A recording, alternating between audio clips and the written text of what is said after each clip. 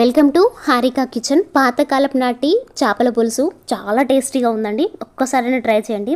ఇది వంట రాని వాళ్ళైనా సరే, బ్యాచిలర్స్ అయినా సరే చాలా సింపుల్గా చేసుకోవచ్చు. వీడియోని ఎక్కడ స్కిప్ చేయకుండా చూడండి, అప్పుడే అర్థమైద్ది. ముందుగా ఇక్కడ నేను 100 గ్రాముల వరకు అయితే చింతపండును నానబెట్టుకుంటున్నా. కేజీన్నర చేపలకు 100 గ్రాముల వరకు చింతపండు సరిపోతుంది.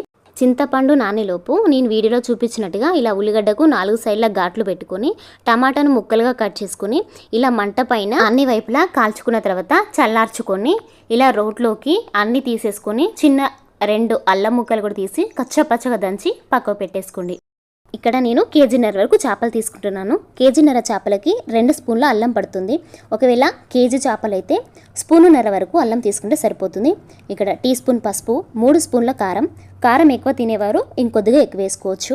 టీ స్పూన్నర వరకు జీలకర్ర మెంతుల పొడి, దంచి ఉంచుకున్నట్టు పేస్టు, అదేవిధంగా టీ స్పూన్ ఆయిల్ కూడా వేసి ఇవంతా కలిసేలాగా బాగా కలుపుకొని ఒక 30 నిమిషాల వరకు పక్కకుంచుకోవాలి. ఇలా చేయడం వల్ల చేప ముక్కల్లోకి ఫ్లేవర్స్ అన్ని వెళ్ళి చాలా టేస్టీగా ఉంటాయి తినేటప్పుడు. ఈలోపు చింతపండు అంతా నానేసి ఉంటుంది. చింతపండు గుజ్జంతా తీసేసుకొని పక్కకు పెట్టేసుకోండి. ఇప్పుడు చేపలకు సరిపోయేంత ఇట్లా వెల్లడిపాటి గిన్నె తీసుకొని 3 టేబుల్ స్పూన్ల వరకు ఆయిల్ వేసుకొని 3 మిర్చి, 2 ఆనియన్స్ మీడియం సైజు చిన్న కట్ చేసుకొని వేసేసుకోండి. ఇలా ఒకసారి కలుపుకున్న తర్వాత టేస్ట్కు తగ్గట్టు సాల్ట్ కూడా వేసేసుకోండి. నేను వీడియోలో చూపించినట్టుగా ముక్కల్ని పరుచుకోవాలి. ఇలా వేయడం వల్ల చేప ముక్కలు అనేవి ఇరగకుండా ఉంటాయి. ఇందులో గరిటె పెట్టి అస్సలు కలపకూడదు.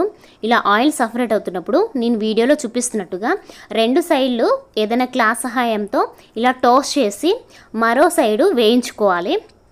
ఇలా 2-3 నిమిషాలు లో ఫ్లేమ్లో వేయించుకున్న తర్వాత ఇప్పుడు పిప్పి తీసేసిన చింతపండు రసాన్ని కూడా పోసుకోవాలి. ఇక్కడ నేను 500 ml వరకు అయితే పోసుకుంటున్నాను. గ్లాసుల వైపు చెప్పాలంటే 2 గ్లాసులు.